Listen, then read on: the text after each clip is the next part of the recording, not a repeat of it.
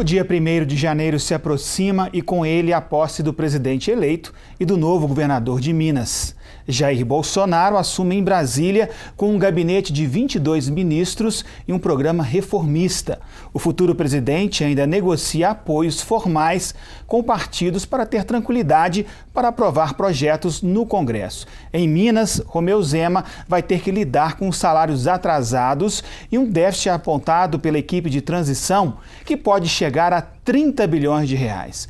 Os desafios e as estratégias políticas dos novos governantes são temas para a nossa entrevista com Paulo Diniz, cientista político e professor do Centro Universitário UNA. Bem-vindo, Paulo.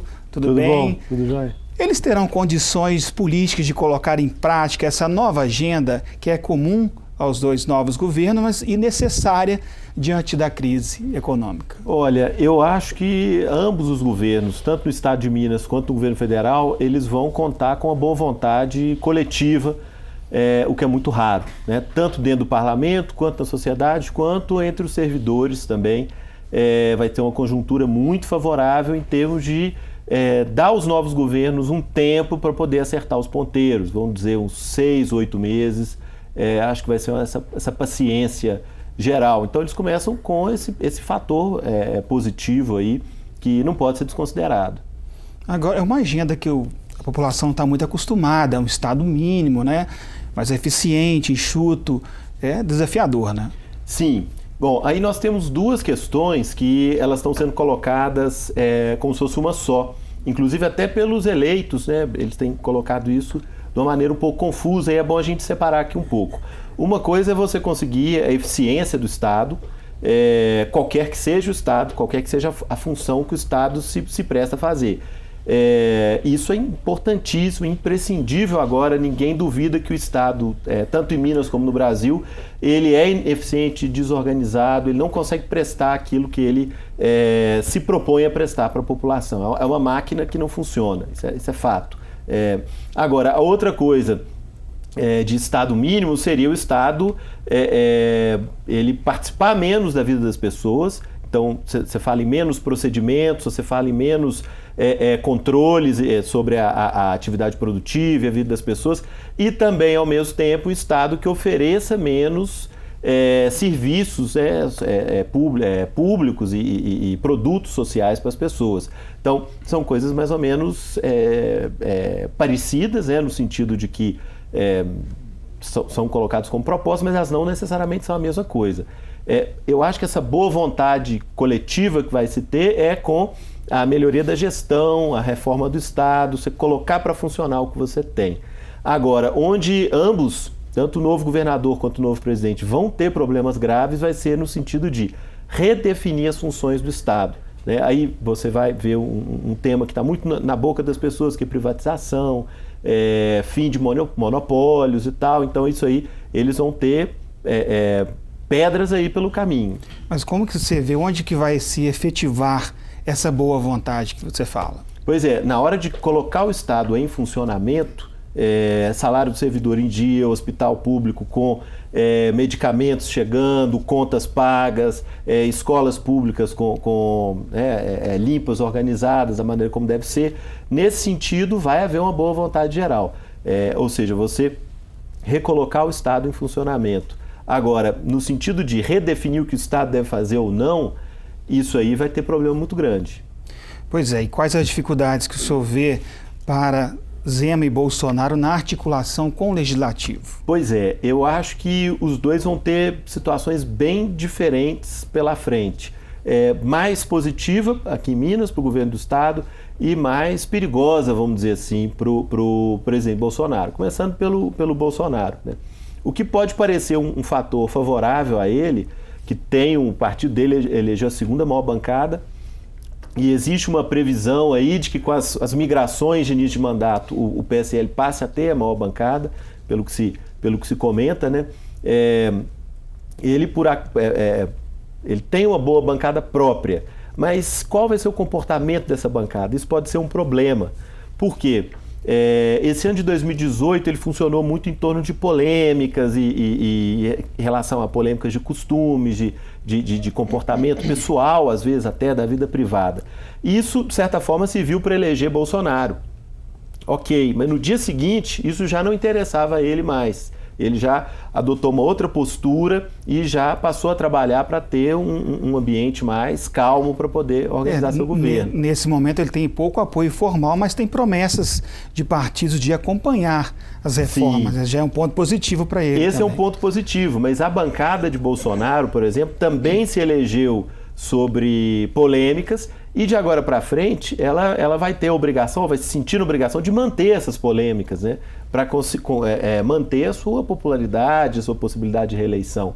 Então é capaz de Bolsonaro ter mais facilidade de trato com outros partidos, como você mencionou, do que com os seus próprios parlamentares da sua base, que vão estar ali levando adiante aquela polarização que aconteceu na época de eleição. Isso pode ser um problema grave para ele. A eleição da presidência da Câmara, isso vai interferir nessa negociação? Vai ser, acho que, o nosso primeiro termômetro assim, da situação. Para onde vai essa bancada grande? É uma bancada grande o suficiente para lançar o nome próprio? Como que se coloca o presidente? Ele pode dizer que ele não se envolve, que é o que quase todos fazem, né? Mas o apoio dele vai ser cobrado. O nome dele vai ser usado por A, por B e por C. E isso vai ser um problema tanto para o parlamento como um todo, quanto para o presidente, onde ele vai se colocar, onde vai ficar o apoio dele. Agora, o futuro governador de Minas, Zema, como é que se avalia a articulação dele aqui na Assembleia? Aí vai ser uma situação bem diferente mesmo, porque o partido do governo elegeu poucos deputados, até agora você tem aí possibilidades de adesões, mas ainda não num número muito grande. E o que se percebe pelo comportamento, a gente vê pelas declarações, pela imprensa, as correntes políticas tradicionais ainda não conseguiram achar uma forma de se aproximar desse novo bloco, de ter uma interlocução, de como que eles vão, vamos dizer, se encaixar, qual vai ser o lugar deles nesse novo bloco. E isso deixa num compasso de espera, né? As grandes correntes políticas, os grandes partidos, os grandes nomes, estão todos aí um compasso de espera para ver como vai começar a funcionar esse governo. Isso tem a ver com o fato, inclusive, do Bolsonaro e Zema dizerem publicamente que querem acabar com essa política do toma lá, dá cá. Sim. Né? E pelo que o senhor tem visto até agora, isso está acontecendo de fato? Olha, isso tem deixado os políticos mais tradicionais muito ressabiados, a gente percebe que eles estão muito ressabiados, eles não podem enfrentar essa plataforma, porque eles sabem que nas urnas essa plataforma ganhou de nova política, eles não podem ir contra, porque eles sabem que isso é extremamente popular hoje em dia, então eles não podem embarcar numa oposição. Ao mesmo tempo, eles não têm nada a oferecer, isso falando aqui principalmente do Estado, né? O que eles têm para oferecer para um governante que foi eleito com mais de 70% dos votos, e extremamente popular, e a população despejando muita esperança sobre ele, né? O que mais as lideranças políticas podem oferecer que ele já não tenha, vamos dizer assim, né, no primeiro momento. Então é uma situação de espera, uma situação muito, não vou dizer tensa, mas muito cautelosa por parte dessas lideranças tradicionais que têm uma maioria esmagadora na Assembleia, isso não tem dúvida. A gente falando um pouquinho agora do presidente eleito, a gente vê o novo gabinete dele, uma formação bem eclética, né? Militares, superministros, né? Presença do DEM. Como se define esse perfil do futuro governo Bolsonaro? Olha, eu acho o seguinte, eu vejo uma diferença aí, não vou dizer uma cisão, mas dois blocos aí dentro desse ministério. Uma prioridade muito grande na área econômica, fiscal e fazendária, então você tem ali ministros que foram escolhidos com um cuidado muito grande, não só em relação à capacidade, mas em relação à forma como eles podem ser vistos pelo mercado, pela população. Então, vamos dizer que seriam vou cometer uma injustiça aqui, mas os ministros de primeira linha, e os outros ministros que também me parece que houve uma preocupação técnica, mas que, enfim, podem ser substituídos com mais facilidade. Isso aí, eu acho que essa escolha foi feita em cima de uma percepção de que a população está cansada da crise econômica. Então, o ponto principal é fazer a economia funcionar. Isso é especial, imprescindível. O resto, bom, o que vier é lucro. Essa é a minha leitura, né? Do que a gente percebe da forma como os ministros são tratados, o cuidado para a escolha de cada um. A formação também do governo é muito baseada, do novo governo, nas chamadas bancadas temáticas, da Bíblia, do boi, Sim. da bala.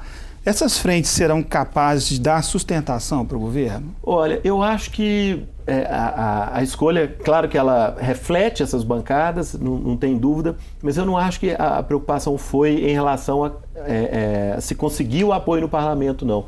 Eu acho que foi muito mais no sentido de dar um sinal para a população, para grandes bancadas, vamos dizer assim, da população, de que eles estão colocados dentro do governo. A minha leitura foi muito essa, né, de jogar mais para o público que está fora do que para o parlamento em si, como costuma ser normalmente, né? Você vê, por exemplo, o público dos evangélicos, né, que foi essencial para a vitória de Bolsonaro, ter embarcado aí em grande proporção na proposta de Bolsonaro, né? Acho que isso é muito, muito claro de mostrar que é um governo conservador em termos de costumes. Isso, num primeiro momento, deixa os partidos políticos de fora, de lado, né? O senhor vê risco nisso ou não há risco algum com essa estratégia? Existe risco sim. Só que, por outro lado, né, existe esse risco dos partidos se sentirem desprestigiados, existe também o risco, como eu comentei, da própria bancada do PSL ser um pouco explosiva, mas, por outro lado, o Bolsonaro tem quase 30 anos de Câmara, ele conhece aquilo ali como poucos. Então, eu acredito que isso pesa a favor, ele vai ter um senso político, um senso de movimentação do Legislativo que poucos ali vão ter. Na verdade, ele é um deputado, né? Ele ainda é um deputado, né? Então, nesse sentido, acho que não tem o risco de você chegar em uma situação limite, de você ter ali grandes frustrações ali contidas, como foi, por exemplo, no caso de Dilma, né? Foi acumulando uma frustração no parlamento durante muito tempo, até que aquilo ali achou um canal onde se expressar. Eu não acho que existe esse risco, porque Bolsonaro é um parlamentar, antes de mais nada. Pois é, e como é que o senhor acha que vai ser a relação com a oposição diante disso? Olha, eu acho que vai depender da questão da economia. É claro que a oposição vai fazer oposição, isso aí não tem dúvida, né? Agora, o fato da oposição conseguir popularidade, ou o fato da oposição do governo ter que ceder a ela porque ela está realmente forte ou conseguindo ganhar concessões do governo, isso vai depender da economia. A última pesquisa de popularidade que saiu, acho que nessa semana ou no final de semana, está dando aí 75% da população confia, acho que o novo governo está indo para o lado certo. Isso é muito significativo, né? Se você tiver uma economia começando a melhorar do segundo semestre para frente, isso tem um potencial para beirar a unanimidade, porque o desespero da população mesmo é ver a economia girando como ela girou no passado. Então, a oposição aí vai para uma posição bastante secundária, essa economia começa a crescer. Diante desse quadro, né, um pouco diferente, né, do comum, qual é o futuro do presidencialismo de coalizão? Olha, realmente é um momento de se repensar essa estrutura, porque, ao que me parece, claro que nós vamos ter alguns testes aí nesse primeiro semestre, né? Ao que me parece, o governo está sendo montado com outra lógica agora. Vamos ver como que o parlamento se acomoda a isso, como que as lideranças se acomodam a isso e como que eles vão aprender, ou não, né, criar canais com o executivo. Canais alternativos, novos canais, porque esse tradicional, pelo menos no primeiro momento, ele não está acontecendo. Você vê que, por exemplo, houve um início aí de discussão, a coisa de uns 15 dias atrás, de que o Democrata estava sobre-representado, e foi um partido que não apoiou o Bolsonaro, né? E ele deixou bem claro que não é pelo partido, mas pelas pessoas que estavam próximas dele há muito tempo. Então, essa lógica partidária, ele já desinflou isso logo desde o início. E outra coisa que chama a atenção no futuro governo é a nomeação de militares para cargos importantes. O que isso significa? Isso pode tornar essa relação mais difícil, mais árida? Olha, é uma coisa que eu estou acompanhando muito de perto. Primeira preocupação minha foi ver quem são esses militares, né? Vamos ver a pessoa, a trajetória da pessoa, o desempenho da pessoa para além da farda. E até agora tem parecido como técnicos ou pessoas assim de um perfil mais técnico. Eles estão sabendo conversar, por exemplo, num jargão técnico que não necessariamente num jargão militar. Eles estão tentando se fazer entender e não esperando que o governo e a população entre na lógica dele e os entenda. Isso me parece um primeiro passo interessante e diz a favor dessas pessoas. Isso tem impacto na governabilidade. Sim. É nesse sentido que eu estou dizendo, né? É o melhor sinal que a gente pode ter até agora, nesse momento, antes do governo começar. Então, até agora, me parece que as Forças Armadas brasileiras, principalmente, elas formam muito bem o quadro, elas têm escolas aí técnicas com tradição, escolas de engenharia com tradição. Então, me parece que uma escolha nem tanto pela farda, mas é claro que vai aproveitar com isso, porque nós estamos aí numa onda de popularidade, é claro que aproveita isso, mas me parece que a escolha foi muito mais técnica do que necessariamente da carreira militar. Isso nesse momento antes de governo, né? Vamos ver em que medida no dia a dia, se eles vão passar a apelar para patente ou se eles vão conseguir levar a conversa no técnico, né? Em Minas Gerais, por sua vez, a gente vê a formação de um governo Zema extremamente técnico, né? Inclusive com análise de currículos para cargos importantes, como uma empresa. E como é que o senhor avalia isso? Olha, realmente, vou dizer, muitas novidades ao mesmo tempo e num período muito curto, né? Vamos ver, ao que me parece, as pessoas que foram selecionadas até agora para o quadro de secretários, né?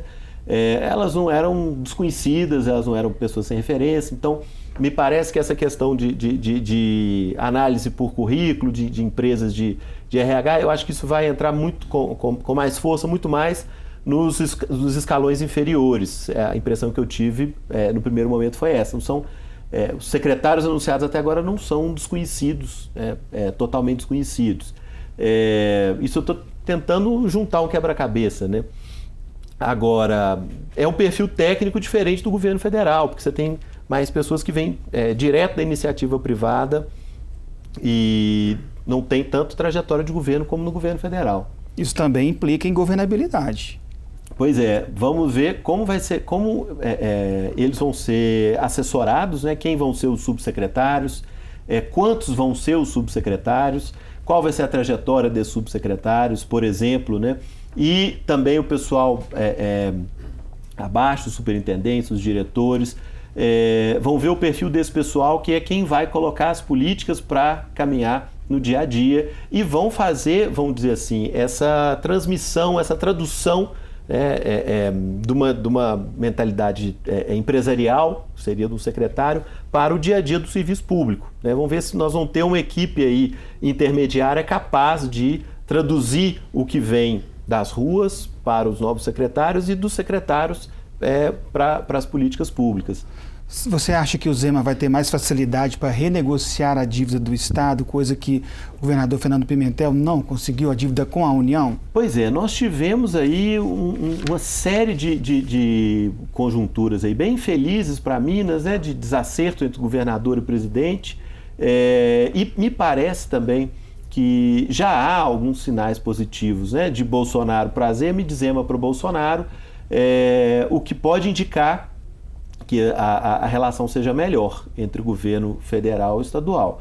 Torço para isso porque Minas tem sido muito prejudicada pelos últimos presidentes em sequência e isso tem prejudicado muito a nossa população. Os primeiros sinais são positivos. E o vice-governador Paulo Brandt tem sido uma figura importante na transição, né, de uma família tradicional de políticos. Como é que você vê o papel dele? Qual seria o papel dele no futuro governo? Olha, até agora nós não temos todas as secretarias nomeadas, então ainda é difícil a gente ter uma certeza da participação que ele está tendo nessa formação de governo. Agora, não tem dúvida de que é um quadro extremamente qualificado, porque tem uma interface aí com o setor público e político, do ponto de vista familiar e até pessoal, e também uma trajetória no meio privado que também é de décadas, né? Ele seria, vamos dizer assim, nessa lógica que Zema veio colocando na campanha, seria a combinação ideal, né? Não é à toa que está aí como vice. eu acredito que ele seria também uma figura-chave para fazer essa tradução, né, entre o meio empresarial e o que ele quer colocar de inovador para o Estado e aquela base, né, de servidores e própria da gestão pública que essa mentalidade nova precisa entender e precisa absorver. Eu acho que ele seria a figura-chave aí para fazer essa comunicação e estar ligado nos dois lados.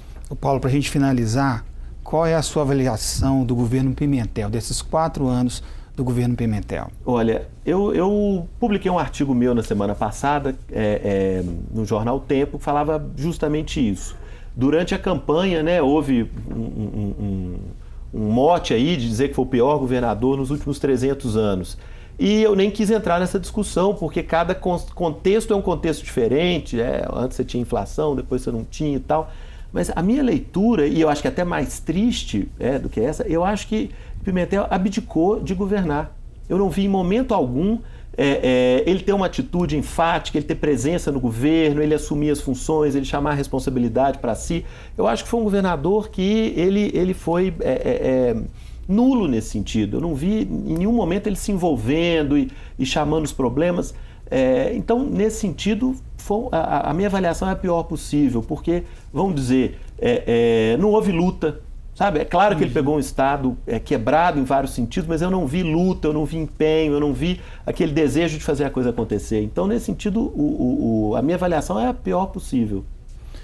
Paulo, agradeço muito a sua participação no mundo político, suas análises sempre precisas. E eu conversei com o cientista político Paulo Diniz. O nosso papo aqui foi sobre os desafios de Jair Bolsonaro na presidência da República, como vai ser a relação dele com o Congresso e as primeiras sinalizações dele depois de eleito. Também falamos sobre o governo de Minas. Quais são as principais dificuldades que Romeu Zema vai ter ao assumir e como ele deve conseguir colocar em prática do programa político dele. O Mundo Político fica por aqui, obrigado por nos acompanhar e se você quer rever a entrevista é só acessar o YouTube ou o nosso site. Você também pode interagir com a gente por e-mail ou pelo Twitter. Então, até a próxima!